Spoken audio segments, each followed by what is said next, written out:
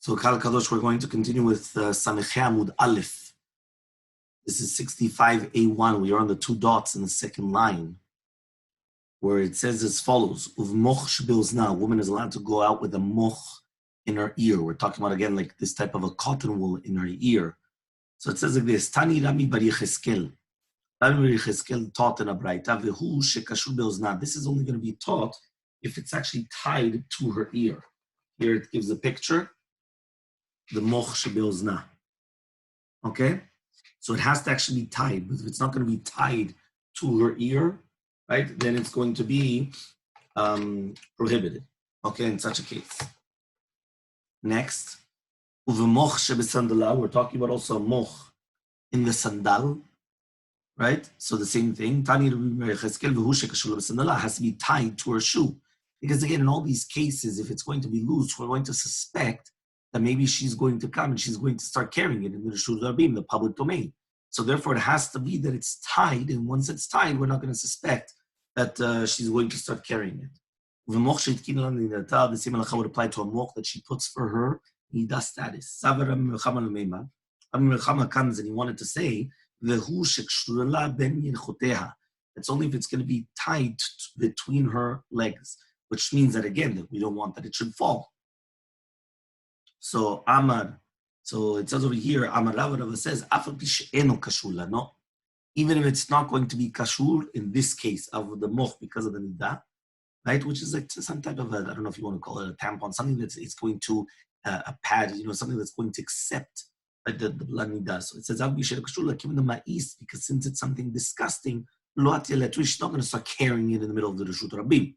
You understand? It's not like if it fell, that's it. She's just going to try to run away.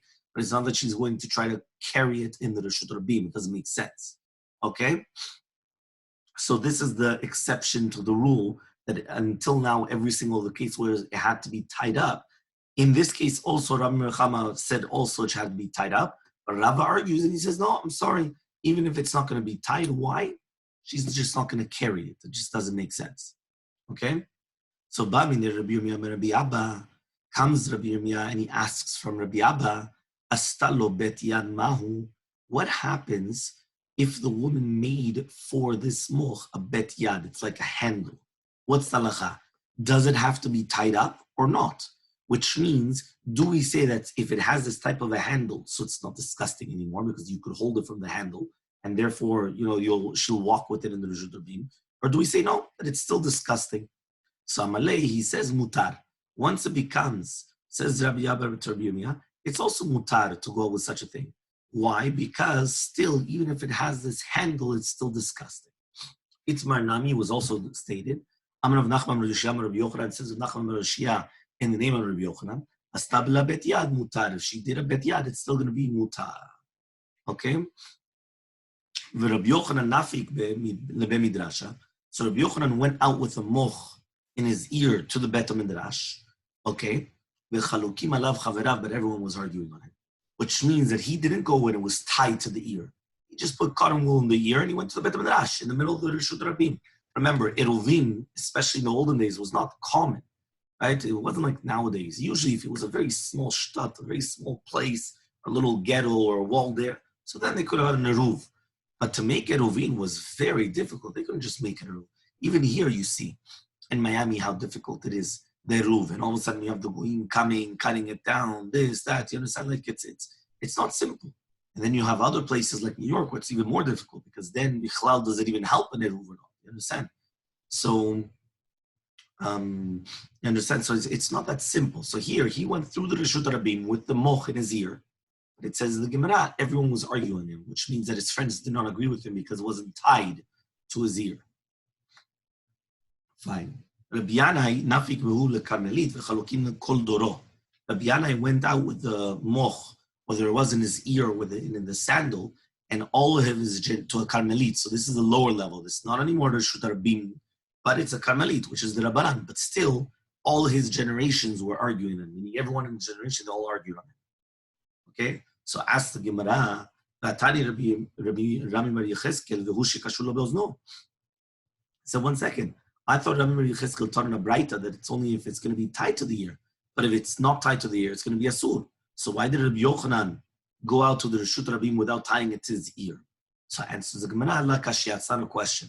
Had mihadek, had lo mihadek. In the case of Rabbi Yochanan, it was very mihadek to his ear, and therefore he held that it was going to be permitted to go out, even though he didn't tie it. Because we're not going to suspect that it fell out because it was very stuffed so much, it was very tight, he's not going to suspect that it's going to come out. But if it wasn't tight, so then there for sure you need that it's going to be tied to the ear. Okay? Next. Bepilpel uvgalgal.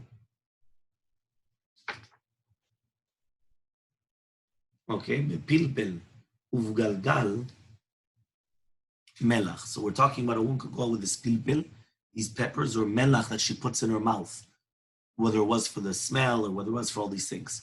So it says over here like pilpel rechape. Pilpel, she used to put it in her mouth for a good smell.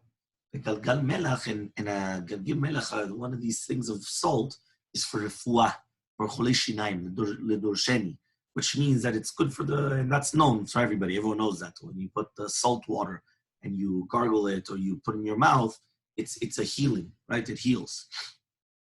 Fine.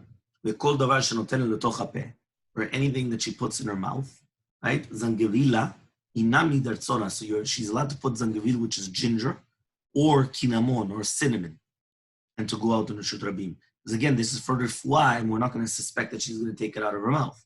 So therefore, since it's for refuah and it's for tzorech haguf, it's not considered a masa, a carrying, but rather a tachshit, like it's an adornment, because there's a purpose for it. Then it's a shen totevet, which is a shen shel zahav.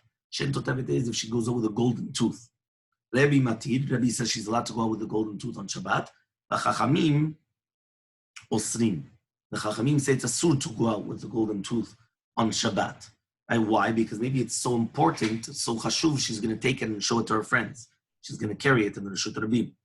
So Amar Rabbi Zera says, Rabbi Zera, lo shanu el zahav, but that's only if it's gold. Aval shel kesef, if it's going to be a tooth made out of silver, the divrei kol mutar. According to everybody, it's mutar, but she's not going to start taking it out and showing it to everybody. Tanya Mihachi, we also learned it in a Braita. The kesef, the divrei kol mutar, if it's going to be a shen of kesef, it's permitted to everybody. Shel zahav, Rabbi Matir v'chachamim osri. Okay, we already explained the reason. So Amar Rabbi Shimon Lazar says Abaye, Rabbi Eliezer, Rabbi Shimon Lazar, kulhu sfira lehu. All of them hold, which means anything which is a gnut, anything which is a disgrace, or it's an embarrassment, she's not going to come and show it to other people. And therefore, there's no stira to what we just said before. Okay, Rebbe was what we just mentioned now. Rebbe said right now that she's allowed to go with a shen shel zahav. Why? Because at the end of the day, it's a disgrace. You understand? It's not something natural. You understand that she had to lose a teeth or a tooth or whatever it is. So because of that, she has to put this tooth of golden tooth. It's not something good. So even though gold is it's a disgrace. So she's not going to come. Imagine a person goes flaunting to everybody, look, he's got missing teeth, saying it doesn't happen. So because of that, Rebbe holds either what? That the second that it's going to be a disgrace, we're not going to suspect you're going to take it out and start showing it to people, and therefore it's permitted to go out in the Reshut Rabim. Rabbi Eliezer, where did we see Rabbi Eliezer say the same concept? The Tanya was learned in a Braita. Rabbi Eliezer poter bekovel to Blaiton. Rabbi Eliezer exempts a woman, right? Or there we said, if you remember, it wasn't even poter, it was that he said it was mutar lechatchila. For a woman to go out into the Reshut Rabim with a kovelet and a tzachishut Blaiton, which is again different things that you used to put like a necklace or a thing of a perfume of a persimmon, right? So it says even the lechatchila she's allowed to do that. Now why? Because if she has a bad smell, she's not going to start taking it off and it's a disgrace for her. Rabbi Shimon ben Elazar, so that's what we learned before, if you remember. Rabbi Shimon ben Elazar, the Tanya, Rabbi Shimon ben Elazar, was we learned in the Braita. Chalal Amar Rabbi Shimon ben Elazar, says Rabbi Shimon ben Elazar, Kol shu lemata min hasevacha, anything which a woman puts beneath her hat, right? Like for example, a kippah tzemer, right? Like a woolen type of a kippah, yotzed bo. She's allowed to go out. Why? Because we're not going to suspect that she's going to take it off, because then again, she's disgracing herself. She's going to reveal her hair. And therefore, it doesn't help, right? That means basically she's allowed to go out with it. However, though, if it's lemala min hasvacha, if it's going to be above it, ena yotza bo. She's not allowed to go out. So again, remember one more time. This is the svacha, this is like the hat that she's wearing. So anything which is beneath the hat, right, which is like adornment, so through that, she's permitted to go out with it. Why? Because we're not going to suspect she's going to take it out, because then she has to reveal her hair. If it's above it, it's going to be prohibited, but then she'll take it off, and then it's going to be a problem. Okay? Okay, so we're at the Mishnah. Okay? Very good. Yotzea besela she'al tzinit. So a woman could go out with a sela. Let me see if it has your picture. Yeah, a sela matbea. Okay, al tzinit. So it says over here. The Gemara is going to explain what is the tzinit, but this is the pictures. This is a sela, and this is obviously al tzinit. So I guess maybe it'll be like a type of a boil or a wart, or I don't know what you want to call it exactly. But the Gemara is going to explain what it is. Okay?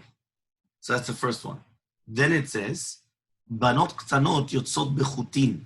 Small little girls are going to go out with chutin, va'afilu kesamin b'shebe oznehem, or even with kesamin in their oznehem, right? Which means here's the little girls are going to go out with whether it's a chut or a kisam, a toothpick, in the holes. Right? Again, we're talking about in the ear, and they made the holes for the earrings, right?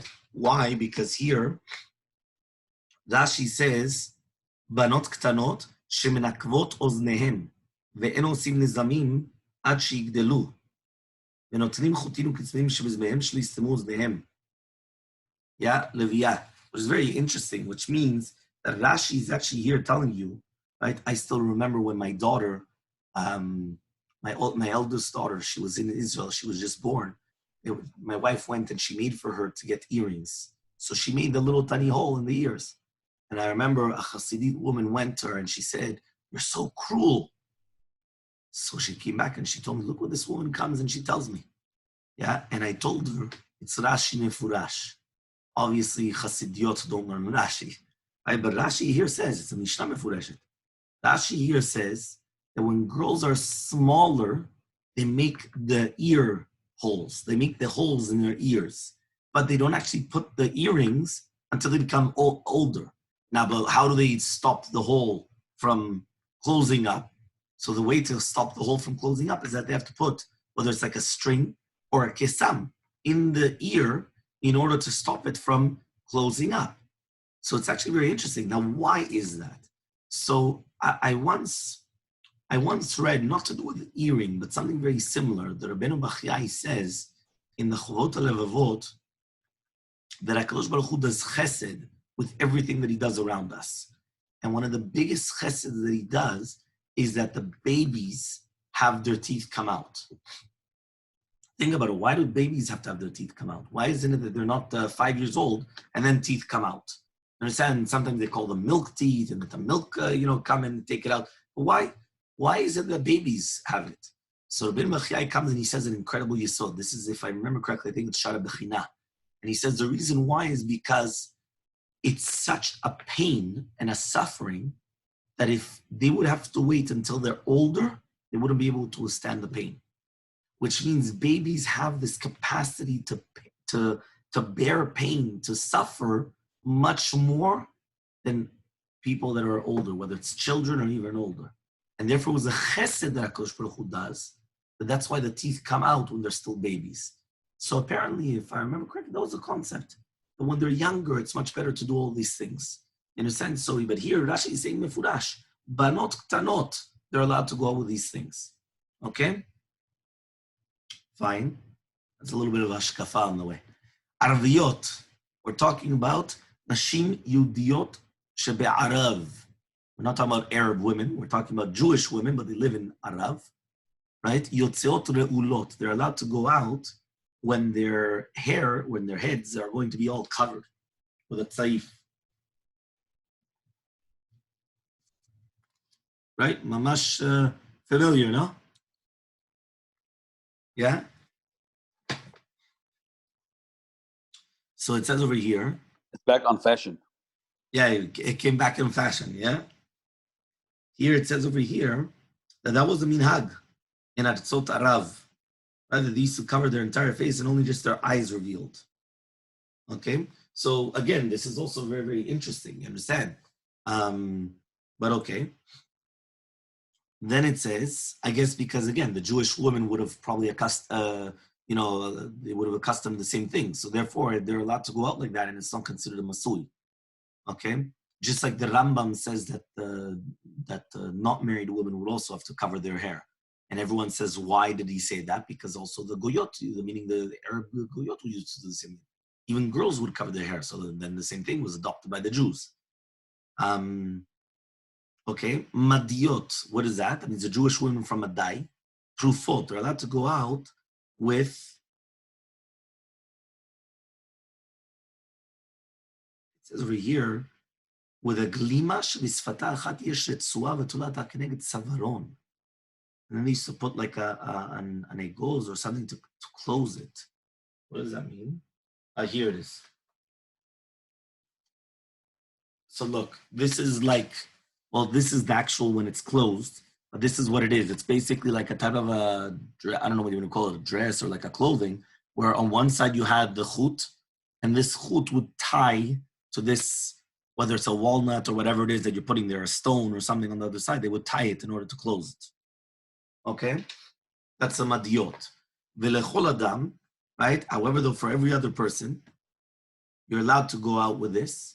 That means even though we only said the Araviot, which means the women from Arav, or Madiot, the women from Madai, technically speaking, any woman is allowed to go out with this, even though they're not from that country. Okay? Now says the Mishnah, she's allowed to tie it up to whether it's a stone, a walnut, or a coin. But she's not allowed to come and tie it on that side on Shabbat. Okay? Fine. Let's go. So says the Gemara, might sinit. What does it mean, sinit? Again, we said that in the Mishnah, the woman's allowed to put the coin on the sinit and go out with it on Shabbat. What is it? Bat ara.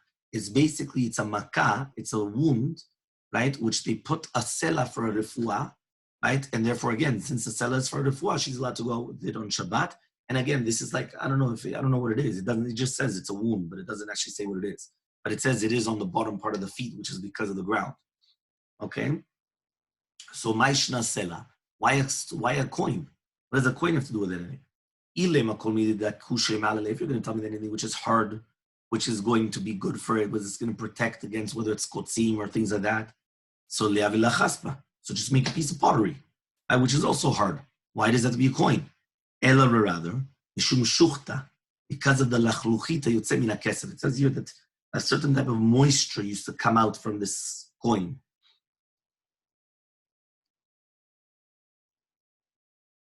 Well, here it says it's chaluda, Rashi says, which is like the rust, which would come out from the coin. Okay? So liavela tasa, so just make a tas. Why do you need a coin? Ela rather mishum suruta, because of the tsura, right? Which means that the tsura is going to make her heal. I don't know, this certain type of a form help for refuah. So says the Gemara, so liavele pulsa. So just make a type of an etzagula. And why does it have to be dafka matbea? So Amarabai says shmamina kulu malina. So it comes out that all of them are good, which means the form, the rust, and because it's hard. So because of that, you couldn't do each one separately, which means if you're only going to do the cheres, so it's not going to be whether it's going to be the tsura or the moisture. If it's going to be the tasa, you're not going to have the hard and the tsura, so each one, that's why it has all of them. So because of that, the coin helps more than anything else. Okay? Habanot yotzot bechutin. So the little girls are going to go out with this chutin, right? So it says here, Avu Shmuel Oshavik lehu livnateh. So the father of Shemuel, right, he didn't let his younger daughters go out, denafki bechutin. Oshavik lehu, and he didn't let ganyan gabe hadadi. That means even though when they were younger, he didn't let them sleep with each other. And he used to make for them mikvaot b'yom Nisan, right? During the days of Nisan, right? That means he didn't let them go to that. And he used to make machzalaot, which are like types of carpets, to stand on them when they were doing the tevilah in Ner Pirat in the days of Tishri, in order that their legs do not get full of the mud and everything when they're going in. So he used to make like a type of a carpet, and they used to stand on that when they were doing it. That was during Tishri. And Nisan used to do the other thing. So this is the father of Shmuel doing this for his daughters. Okay? So lo shavik lehu yotzot bechitin. So we're going to analyze obviously one by one. He doesn't let them go out with these strings in their ears. The Hanan Tsanam Banu Yotzot bechutin. This is 1 second, but in our Mishnah we learn mefurash that they're allowed to. So he says no. Benate davua de Shmuel, the chutim which were in the ears of the father of Shmuel, tzuin havu, were tzivonim, which means they were colorful threads. It wasn't just stama thread. So he thought that he suspected that maybe they're going to take it out and they're going to show it to their friends in the Reshut Rabim. And again, they're going to carry it in the Reshut Rabim. It means if it was just stama string or a pick or whatever you want to call it in the ear, so then that would have been okay. The fact that it was colorful, nice, so he suspected they're going to take it out and show it to their friends. And they're going to carry it in the Reshut Rabim, so he didn't let them. He didn't let them sleep with each other. There's a proof to Ravuna. Ravuna says, when the women are doing immoral things with each other, right? We're talking about between women together. He says they're a pasul to kiuna. That means they can't marry a kohen, which means that since this is considered promiscuity or znut in itself, so therefore he actually prohibited them. They wouldn't be able to get married to a kohen. So because of that, he says he considered like maaseh znut. And he prohibited them always to sleep together. That means they couldn't sleep together on the same day. So says the Gemara, no, it's not true. Savar, he held,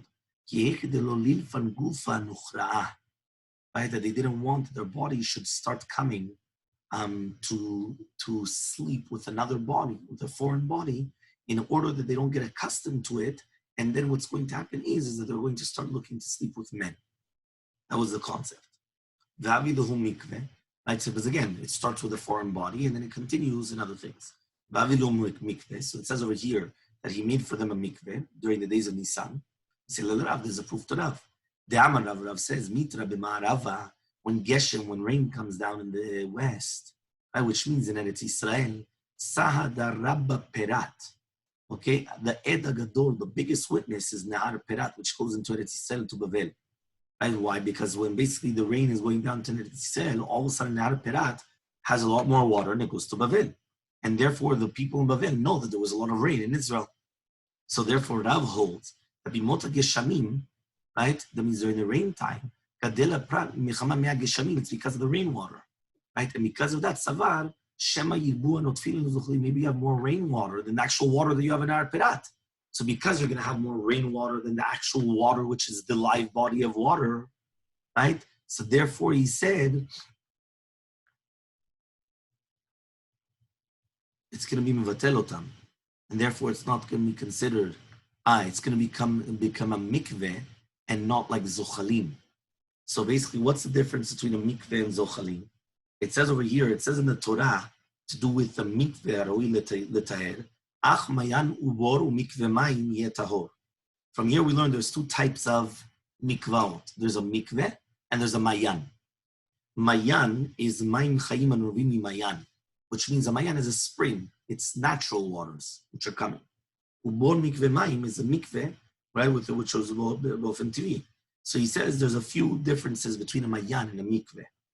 Okay, one of them is a mayan is mitaher, even bezochalim, which means when the waters are coming and flowing, and they're not in one place, which means you don't need the body of water standing still. Even if it's a flowing body of water, zochalin is permitted by a mayan. However, mikveh, right, is not mitaher, ela be'ashkuran, only when they are in one place. Ashkuran is b'lashon shvira, which means that it breaks and it's like in one place. It cannot be moving, it cannot be flowing. So this they actually learn from the word of bor umikveh, that the mashmaut is that it's coming and it's covered. So he says that ne'arot shemehem novim mayan. So any type of a river that the water comes from a mayan is like a mayan. So therefore, even bezochlin is going to be permitted. However, the megeshamim, waters, rainwaters, right, is like a mikveh. So it's only going to be mitayr if it's in the same place. So because of that, what happened is that he suspected that since there was so much rain, maybe there's more rain than spring water. And once there's more rain than spring water, it's not going to be mitaher, zochalim. So therefore, because of that, he suspected that he needed them a mikveh. Right? Why? Because if they would do it there and it's a flowing body of water, it wouldn't help them because it's not a mayan anymore. It would be a mikveh. So therefore, he made them their own mikveh. Okay? Upliga the Shmuel, but this argues on Shmuel. Because says the Amar Shmuel, but Shmuel says, Nahara mikife mibari. The Nahar is always going to be mitrabe mikar bisfato. From a sela, from the slime, from the rocks, it's going to come. Which means, Mayonotav, they always come from the slime and not the Megashami. So according to him, even during the Nisan or whenever it is, even during the rain period, it doesn't matter. It's always going to get the main body of water from the stones and not from anywhere else. So he says, but at the end of the day, there's still more rain. When it rains a lot, there's no more water. Nevertheless, he says, right, that it says that there's no tfachaim of water of the Mea Tehom. It's for sure there's other water coming with it. Okay? Now, also this in itself, this member of Shmuel, also argues on himself. Why? It says, Damar Shmuel, it says Shmuel, En hamayim metaharim bezochalim, ela prat biyom tishrei bilvad. Says Shmuel himself, the waters of rivers which are metaharim is only, which is going to be zochalin, is only from the Nehar Perat during Tishrei by itself, because it's not during the time of Gishamim. So again, you see from here that Shmuel himself is arguing on himself, because in one place he's saying like Rav, which means that the Nehar Perat is only going to be good in Tishrei because it's not a rain period. And since it's not a rain period, it's for sure the water which is coming from the stones, and therefore it's a Mayan, and it's going to be Tahor with waters which are Zochalin, which are flowing. However, though, he just said 2 minutes ago that it's okay. So therefore, it's a stira in the words of Shmuel himself as well. Okay? Doesn't actually answer the stira.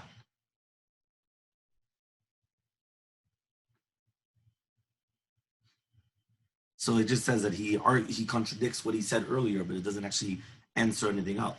Okay, but with that, we actually understand the 4 different halachot of Rav, which is basically, again, that the girls cannot go out with the things in their ears, that it was that they don't sleep together, and that he used to make for them a mikveh for themselves. The father of Shmuel, sorry. Okay? Fine. Next, 2 dots. Porefet. So it says over here, what does that mean? A woman is allowed to be porefet ala even, which means she's going to close her galima on the stone, whether it was a stone, whether it's a walnut or a coin, whatever it is, but l'chatila not to do it on Shabbat. So says the Gemara, I don't understand you.